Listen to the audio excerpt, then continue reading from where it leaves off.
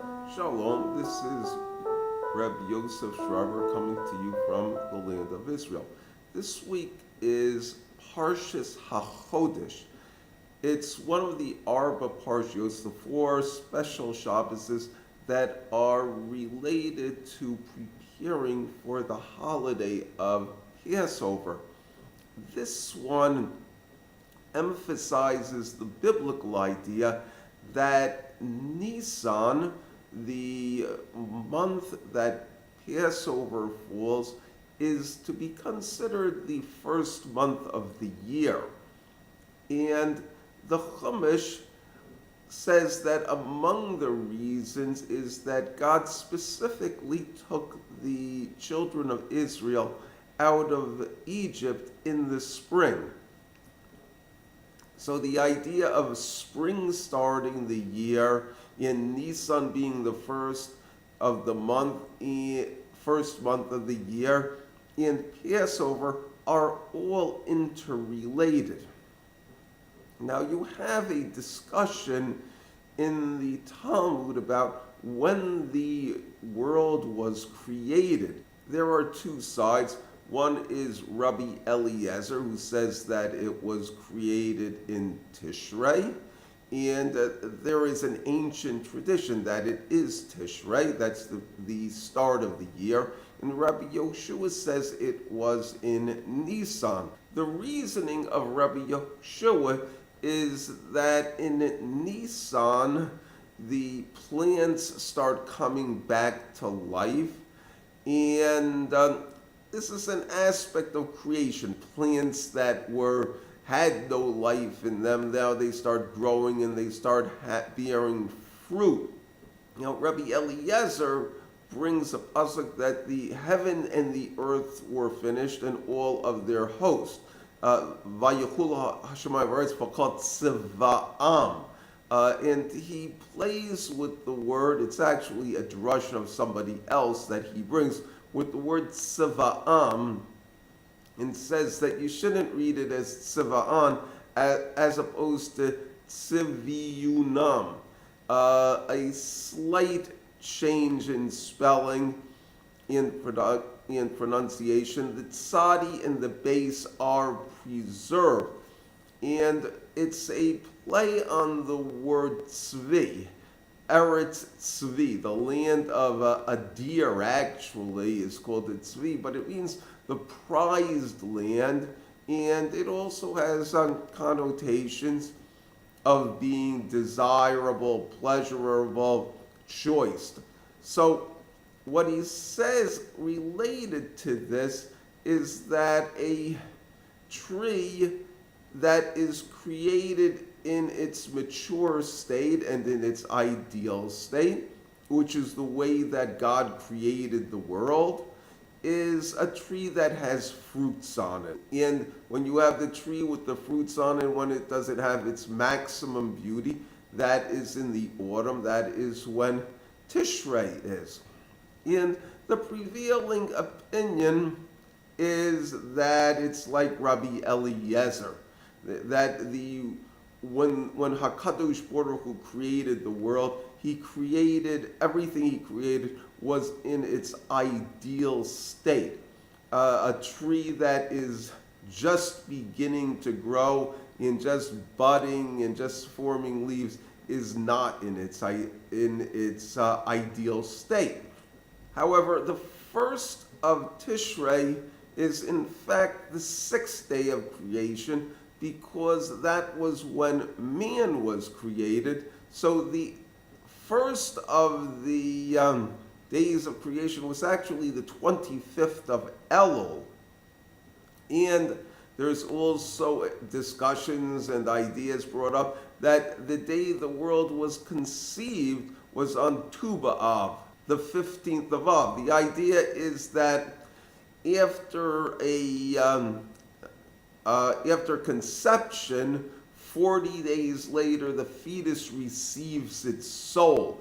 And so to speak, the world was conceived on the 15th of Av, but it got its soul on the 1st of Tishrei. Going back to the idea of Nisan, When you're talking about Israel becoming a nation, Israel is first described as a nation while they're still in Egypt, and it's when they become numerous.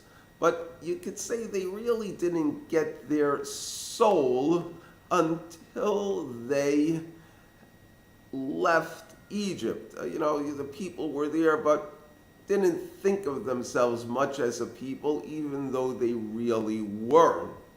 You also have the idea that the emphasis that the Exodus occurred in the month of spring, Hodesh Ha'aviv. And the word month is related to the moon, both in English and in Hebrew. Month. It's the same word in Hebrew. Hodesh is a synonym for moon. You also have a special word, Yoreach. So the idea is that the months go according to the moon. And the reason for that is that in ancient times, if you wanted to go outside at night and you didn't want to trip, you used the light of the moon. Now, the moon can be quite bright. It's bright enough to cast shadows. You have the harvest moon when people would harvest by the light of the moon, and the hunter's moon when they could hunt by the light of the moon. Street lights are better lights. So we've kind of forgotten the idea of the importance of the moon. But the moon waxes and wanes, and what it means is that in the beginning of the lunar month, you have moonlight in the evening, and at the end of the lunar month, you have moonlight in the early morning before sunrise. And in the middle of the month, the 15th of the month, the moon shines throughout the whole night. You also have variations in the size of the moon. So according to the lunar date, you will know whether it's good to go outside at night and what time it's favorable to. But the philosophical idea tends to be the idea of the moon waxing and waning and lighting up the night. And this is what the Jewish people, the children of Israel, are meant to learn, that they are supposed to be as their national mission to light up the darkness in the world with wisdom and faith in God. Now, this is like a rabbi who goes out into the community to impart his knowledge to the people. And after the students start to learn their lessons and assimilate assimilate this knowledge, develop their own ideas. What he does is he starts to withdraw a bit, so he's not going to be interfering. And little by little, he goes back to the base midrash, where he burns the midnight oil, learning new things. And when a new darkness comes into the world, he comes out of his cave and shares his knowledge with others. The idea of spring is awakening from winter. And this is the symbolism of the cruel slavery in Egypt and the freedom of the Holy Land. And so to speak, the blossoms and the fruits of spring are the Torah and the temple. However, in order to get them, Israel was compelled to work 400 years in a land not their own, and with very hard work. They had to be slave laborers, so to speak. And what this means is that achieving excellence in religious service requires a lot of hard work. It requires blood, sweat, toil, and tears. And this is alluded to or talked about in the Haggadah, which brings a quote from Ezekiel where it says, "With your blood you'll live,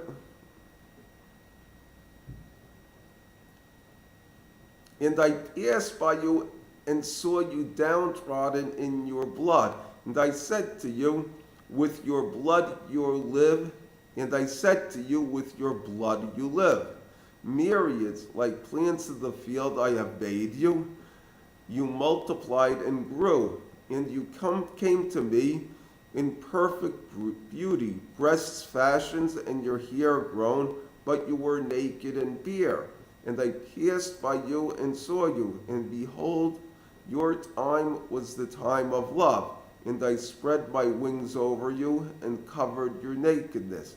And I swore to you and came into a covenant with you, says the Lord, and you were mine." Thank you.